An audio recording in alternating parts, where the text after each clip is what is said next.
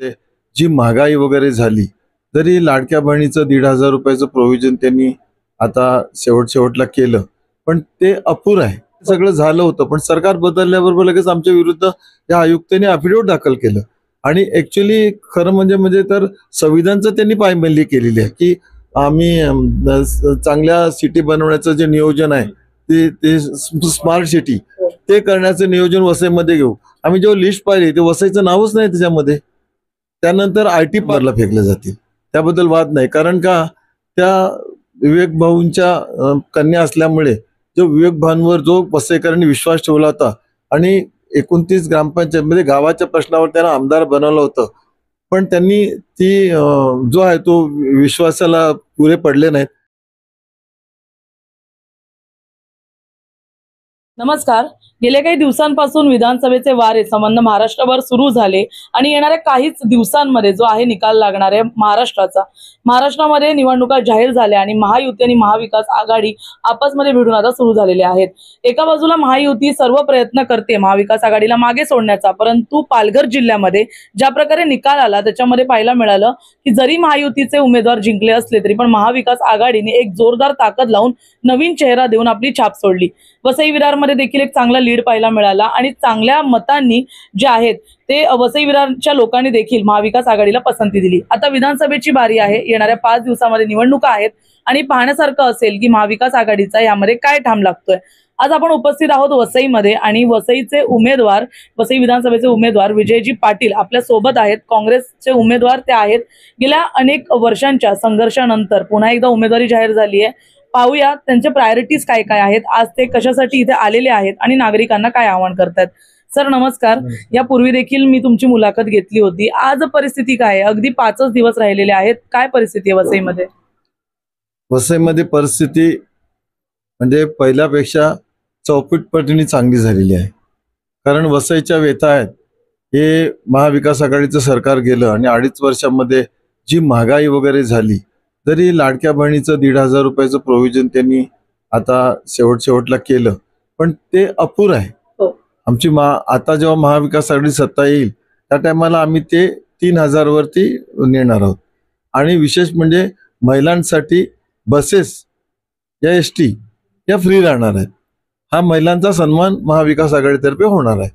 आणि वसईचं तुम्ही काढाल तर वसईचा प्रश्न हा 2.5 वर्षानंतर जेव्हा जे सरकार आलं, ते जे आम्ही कुठेतरी नियोजन करायला सुरुवात केली होती, गावं सोडवण्यासाठी जे सन्माननीय उद्धवजी साहेबांनी गावाच्या बाजूने ॲफिडेव्हिट केली होती, कमिशनरला ऑर्डर्स दिले होते आणि त्याप्रमाणे सगळं झालं होतं. पण सरकार बदलल्याबरोबर लगेच आमच्या विरुद्ध या आयुक्तांनी अफिडेव्हिट दाखल केलं. आणि ॲक्च्युअली खरं म्हणजे तर संविधानचं त्यांनी पायमल्ली केलेली आहे आणि कोर्टाचं जे निकाल लागला आहे त्याची सुद्धा त्यांनी पायमल्ली केलेली आहे. आज त्या पायमल्लीच्या विरुद्ध आम्ही आयुक्तावरती माननीय हायकोर्टामध्ये सूट दाखल केलेला आहे आणि त्याचं लवकरच शुक्रवारी त्यांना नोटीस येईल, त्यांना अफिडेव्हिट करायला लागेल. पण ही झाली 29 गावाचा प्रश्न की सुटून सुद्धा ते लोक आमच्या ताब्यात देत नाहीत. तिसरी गोष्ट झाली की 69 गावाचा जो प्रश्न आहे, आज 18 वर्ष प्रलंबित आहे, तो फार लोकांनी गंभीरतेने घेतलेला आहे आणि त्याच्याकरता हा जो प्रश्न आहे तेव्हा जनता आता शून्य झालेली आहे. आणि त्यांना माहिती आहे की दरवेळेला इलेक्शन आलं की पाईप टाकले जातात, एखाद्या ठिकाणी रोडचं नियोजन केलं जातं. आताच आमच्या एका सांगितलं की ज्या बसेस नवीन आलेल्या आहेत ते ह्या 2 महिने झाले चालू नव्हत्या केल्या, 15 ऑगस्टला उद्घाटन केलं होतं आणि ते ह्या म्हणजे इलेक्शनच्या याच्यामध्ये ते चालू करतायत. तर ह्या गोष्टी लोकांना भूलतापा करण्याच्या गोष्टी करतायत. आज तुम्ही स्टार सिटी मागे त्यांनी सांगितलं की आम्ही चांगल्या सिटी बनवण्याचं जे नियोजन आहे ते स्मार्ट सिटी ते करण्याचं नियोजन वसईमध्ये घेऊ. आम्ही जेव्हा लिस्ट पाहिली, ते वसईचं नावच नाही त्याच्यामध्ये. त्यानंतर IT पार्क टाकू कुठे, गोपटे सॉल्ट वर्कला, ते ND झोन आहे, तिथे कसं टाकणार? आणि ते पाण्याचा निचरा करण्याचं ठिकाण आहे, त्याच्यामध्ये तुम्ही भरणी करू शकत नाहीत, बांधकाम करू शकत नाही. म्हणजे ह्या ज्या गोष्टी इलेक्शनच्या तोंडावर करतात ते लोक ऐकून कंटाळलेले आहेत. लोकांचं एकच मत आहे की आता परिवर्तन पाहिजे आणि परिवर्तन पाहिजे. म्हणून महाविकास आघाडीतर्फे सन्माननीय उद्धवजी साहेब असतील, सन्माननीय आमचे पटोळे साहेब आणि काँग्रेसचे वरिष्ठ नेते असतील आणि सन्माननीय आमचे पवार साहेब असतील, यांनी एकच निर्णय केला की वसईचा एक वेगळा भाग लागतो, महाराष्ट्राचा प्रश्न वेगळा आहे आणि वसईचा भाग वेगळा आहे. कारण आता जी त्यांनी महाविकास आघाडीमध्ये त्यांनी भाग घेतला होता, जसं सरकार बदललं पलटी मारून इकडे आले. परत दुसरी गोष्ट की डावकारेच्या मुलांना उभे राहिले, त्यांना मदत केली. त्यानंतर परत आता जयंत पाटलांसाठी पवार साहेबांनी फॉर्म भरला होता की जयंत पाटलांना यांचा 3 मतावर त्यांचं भवितव्य अवलंबून होतं. 4 वाजेपर्यंत त्यांनी स्टेटमेंट दिलं होतं की 4 वाजेवरून हे माझ्या बरोबर होते आणि लगेच गोल होऊन माझ्या विरुद्ध मतदान करून जयंत पाटलांना पाडलं. तर कुठेतरी म्हणजे हा विश्वासघात जो आहे तो पवार साहेबांना पण कळला. त्याच्यामुळे पवार साहेब आता वसईकरांच्या पूर्ण पाठीशी आहेत आणि वसईला ही ताकद त्यांच्या विरुद्ध आहे. पण असं वाटतं की ते आपल्याला साथ देतात आणि आपल्या पाठीशी राहतात, पण त्यांचा विश्वास त्यांनी गमावलेला असल्यामुळे या टायमाला त्यांना कोणी पण कुठल्या पक्षांनी साथ दिलेली नाही.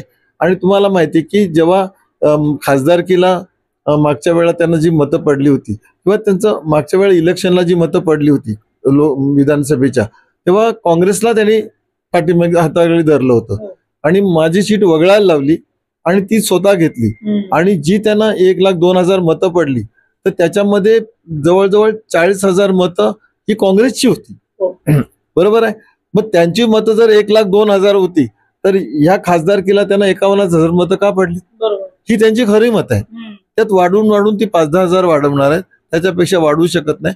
दुसरी महाविकास आघाडीची जोरदार मतं आहेत जी थोडी आम्ही 9,000नी याच्या पाठीमागे गेलो. त्याचं कारण की 15,000चे लोक पिकनिकला गेले होते आमचे मतदार, त्याच्यामुळे आमचं नाही तर आमचं 80 क्रॉस त्या टायमाला होणार होतं.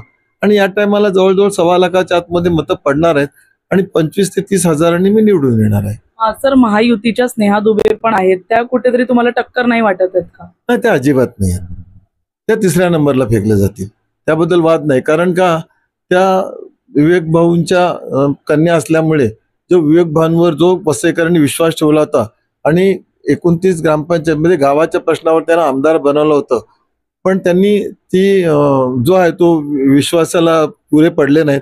आणि विशेष म्हणजे आमची 2 वेळाला ह्या 7-8 वर्षापासून 2 वेळा गावं सुटणार होती, पण बीजेपी कुठेतरी या बहुजन आघाडीला साथ देऊन तिथे उलट अफिडेव्हिट करून आणि सन्मान्य कोर्टामध्ये जे केसला वेगळं वळण दिलं, त्याच्यामुळे गावं सुटायला हे केलं. म्हणजे स्वार्थासाठी ते लोक कोणाला पण हाताकडून जनतेला म्हणजे याच्यामध्ये त्रासदायक देतात. त्याच्यामुळे तो प्रश्न हा गंभीर आहे आणि त्या गंभीराचा त्यांना परिणाम आता भोगायला लागणार आहे. सर, शेवटचा प्रश्न घेईन. असं म्हणतात की बहुजन आणि भाजप हे एकच आहेत, म्हणजे सततचा आता टोमणे जे आहेत ते लोकांकडून पण मारले जात आहेत, तर तुमचं यावर काय मत आहे? नाही, बरोबर आहे. कारण ते लढतात जरी अलग अलग आहेत, पण जेव्हा संसार करतात तेव्हा एकत्र करतात. आणि तो लोकांना वाटतो की ते पुरोगामी विचाराचे नाही आहेत ना, आणि हे त्यांना साथ देतात. त्यामुळे आपल्या देशामध्ये सर्वांना सर्व धर्म समभाव हा जो नारा आहे गांधीजींनी दिलेला आहे, नेहरूजींनी दिलेला आहे, वल्लभभाई पटेलनी दिलेला आहे, नेताजी बोसने दिलेला आहे. असे बरेच महान नेते जे आहेत त्यांनी आपल्याला एक होऊन हे स्वराज्य आपल्याला दिलेलं आहे. भगतसिंगनी त्याग केलेला आहे आणि अशा त्याग पुरुषांनी सर्व धर्मीय लोकांनी आपलं स्वातंत्र्य मिळवून दिलेलं आहे. आणि जर तुम्ही एक हाती सत्ता आणत असाल तर जनतेला ते मान्य नाहीये. कारण आता बघलं की इंटरकास्ट किती होतात, काय होतं आता पूर्वीसारखं कधी घरातून सुद्धा क्रॉसिंग होत नाही तेवढं. कारण आता आपल्याला पाहिजे की सर्व धर्म समभाव आणि त्याप्रमाणे देश चालला तरच देशाची प्रगती आहे आणि देशाची प्रगती चांगल्या पद्धतीने झालेली आहे. हे जे खो घालण्याचा प्रयत्न करतात याला पूर्ण जनता विरोध करणार आहेत. नक्कीच महाराष्ट्रामध्ये आमचं महाविकास आघाडीचं राज्य येऊन आमचं महाविकास आघाडीचं सीएम बसणार आहे आणि चांगल्या प्रकारे रयतेचं राज्य हे चांगल्या पद्धतीने चालणार आहे. शेतकरी जो दुःखी आहे तो सर्वात म्हणजे शेतकऱ्यांना आता जो जाहीरनामा आहे त्याच्यामध्ये शेतकऱ्यांना जास्त प्राधान्य दिले, महिलांना चांगलं प्राधान्य दिलेलं आहे, शिक्षणासाठी जास्त प्राधान्य दिलं आहे, महिलांना बस प्रवास फुकट आहे.